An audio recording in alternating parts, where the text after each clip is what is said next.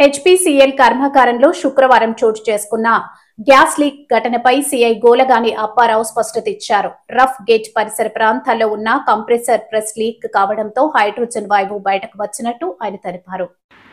HPCL కర్మాగారంలో శుక్రవారం చోటు చేసుకున్న గ్యాస్ లీక్ ఘటనపై సీఐ గోలగాని అప్పారావు స్పష్టతనిచ్చారు. రఫ్ గేట్ పరిసర ప్రాంతంలో ఉన్న కంప్రెసర్ పైప్ లీక్ కావడంతో హైడ్రోజన్ వాయువు బయటకు వచ్చినట్టు ఆయన తెలిపారు. సమాచారం అందిన వెంటనే పోలీసు బృందం ఘటనాస్థలికి చేరుకుని పరిశీలించిందన్నారు. ఈ ఘటనలో ఎటువంటి ప్రాణ నష్టం జరగలేదని, ఎవరూ గాయపడలేదని స్పష్టం చేశారు. అలాగే రకరకాల పుకార్లను నమ్మకూడదని, ప్రజలు ఆందోళన చెందవద్దని సీఐ గోలగాని అప్పారావు విజ్ఞప్తి చేశారు. ఈరోజు హెచ్పీసీఎల్ రఫ్ గేట్ వద్ద గ్యాస్ లీక్ అయ్యి పని ప్రమాదం తప్పింది.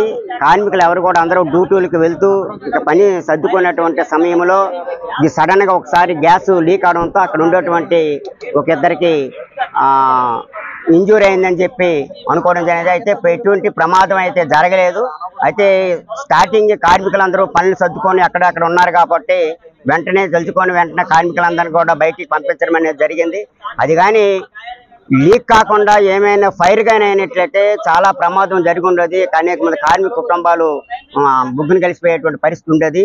కాబట్టి హెచ్పీసీఎల్ యాజమాన్యం మేము చెప్తుంది ఏంటంటే ఇటువంటి జాగ్రత్తలు గ్యాస్ కానీ లేకపోతే పెట్రోలియం కానీ జరిగినటువంటి టెస్టులు చేసినప్పుడు కానీ లేకపోతే ఇటువంటి పటిష్టమైనటువంటి భద్రతా చర్యలు తీసుకొని దాన్ని టెస్టింగ్లు చేయడం కానీ లేకపోతే కార్మికుల్ని ఆ ప్రదేశాల్లో ఉండకుండా చేయడం కానీ అటువంటి భద్రతా చర్యలు చేయాలని చెప్పేసి కూడా మేము సిఐటిగా హెచ్పీసీఎల్ యాజమాన్యానికి విజ్ఞప్తి చేస్తున్నాం, డిమాండ్ కూడా చేస్తున్నాం. సేఫ్టీ సౌకర్యాలు ఫస్ట్ ప్రతి ఒక్కరికి సేఫ్టీ సౌకర్యాలు కల్పించాలి.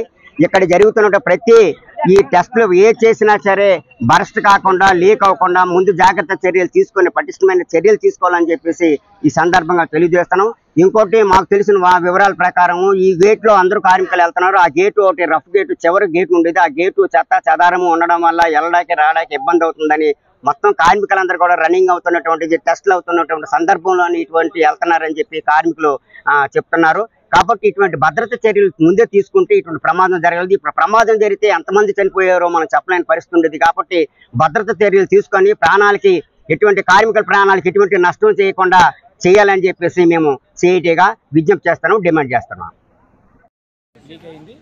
ఆ సమాచారాన్ని అనుసరించి వెంటనే మేము అందరం కూడా లోపలికి హెచ్పీసీఎల్కి రావడం జరిగింది. ఆ సమయానికే హెచ్పీసీఎల్కి సంబంధించిన సేఫ్టీ ఆఫీసర్స్ అందరూ కూడా దాన్ని కంట్రోల్ చేయడం నిమిత్తం అందరూ కంట్రోల్ చేస్తున్నారు.